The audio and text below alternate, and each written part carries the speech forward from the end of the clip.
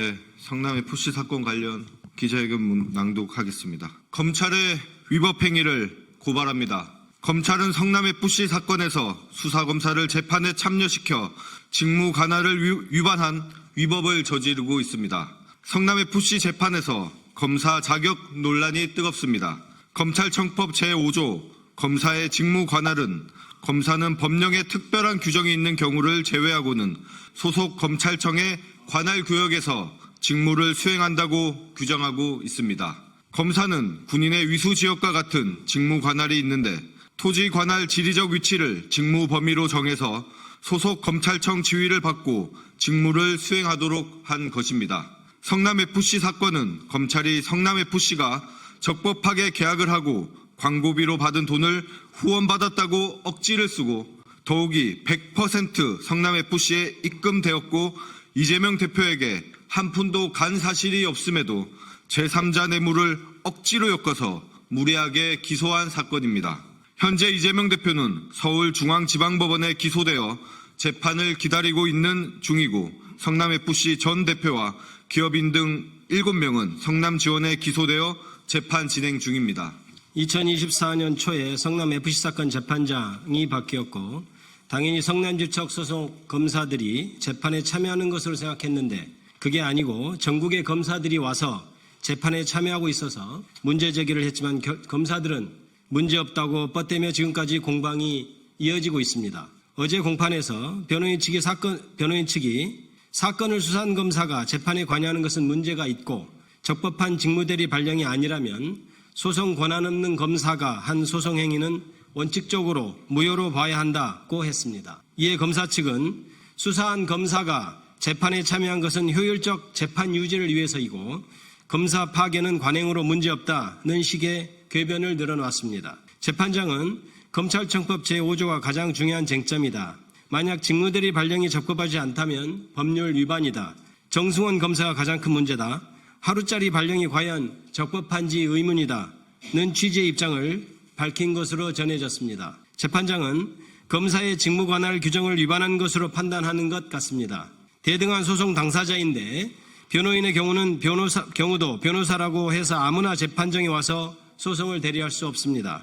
누구든 선임계를 제출하는 등 자격을 증명해야만 재판에 참여할 수 있습니다. 검사도 똑같습니다. 검사는 수사든 공판이든 법령에 따라서만 그 권한을 행사할 수 있습니다. 위법한 관행이라면 위법성을 발견한 즉시 그 위법성을 제거하는 것이 타당하고 그것이 법치입니다. 이러한 것을 누구보다 더 잘 아는 검찰이 이재명 대표 관련 재판에서는 법과 원칙을 어겨가며 마구잡이로 공판을 진행하고 있습니다. 성남FC 사건은 검사 측 증인만 478명입니다. 이러저러한 지적으로 줄여서 현재 416명입니다.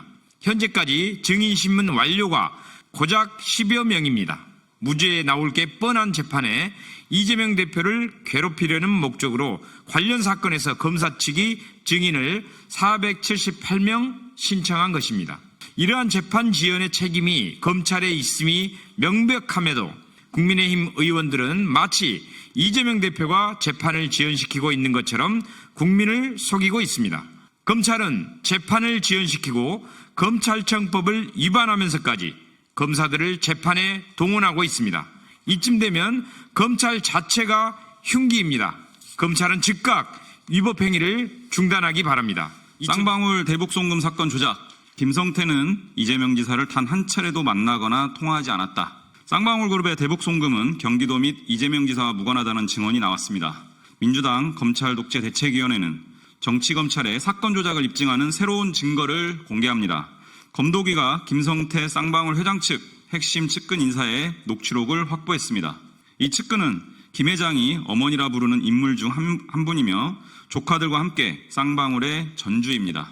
특히 주목할 점은 지난 5월 29일과 6월 7일 두 차례에 걸친 통화 녹취에서 이 측근의 증언이 갖는 신빙성입니다.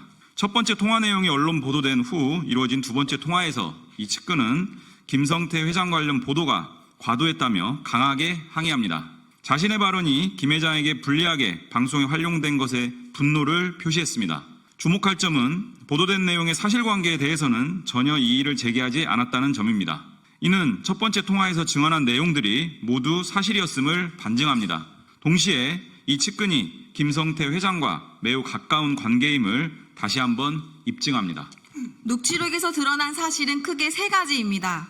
첫째, 쌍방울그룹은 최소한 2018년 중반부터 독자적으로 히토류 선점을 위한 대북 사업을 추진했습니다. 쌍방울 대북 사업의 목적은 북미 관계의 급진전에 맞춰 북한의 히토류를 선점하는 데 있었습니다. 쌍방울은 장원테크와 KH건설 두 개 기업을 통해 대북 사업을 추진합니다. 장원테크는 마그넷 사이트를 가공하는 기술을 보유했고 KH건설은 히토류 매장량 측정 기술을 가진 회사입니다. 쌍방울은 2018년 7월부터 장원테크 인수를 시도합니다. 상반기 7,400에서 7,500원이었던 주가는 협상 과정에 1만 3, 4천 원대로 2배 가까이 상승합니다.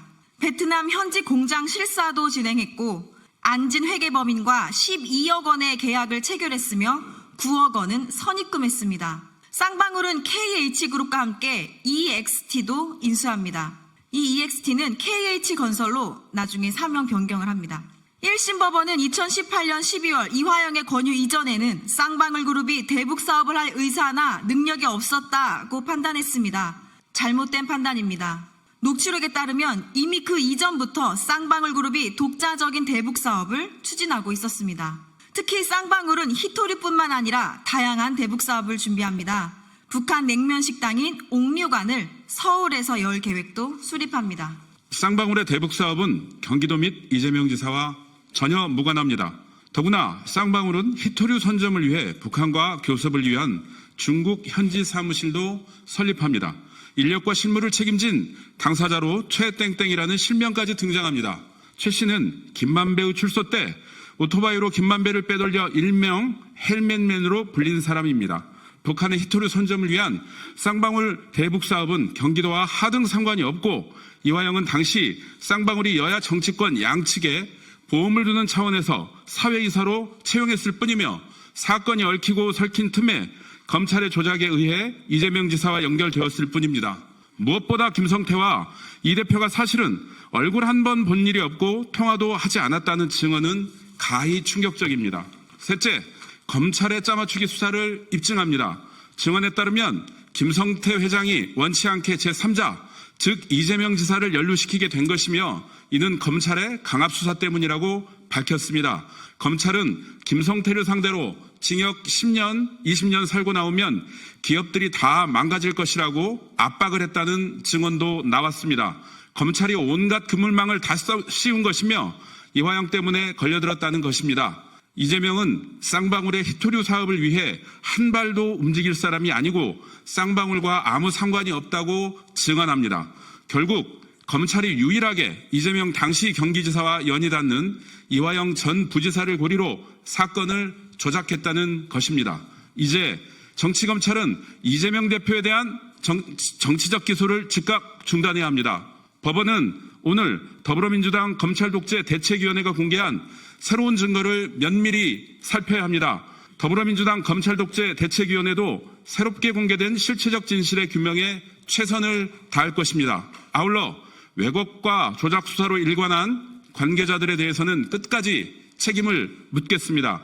2024년 10월 29일 더불어민주당 검찰독재 대책위원회 감사합니다.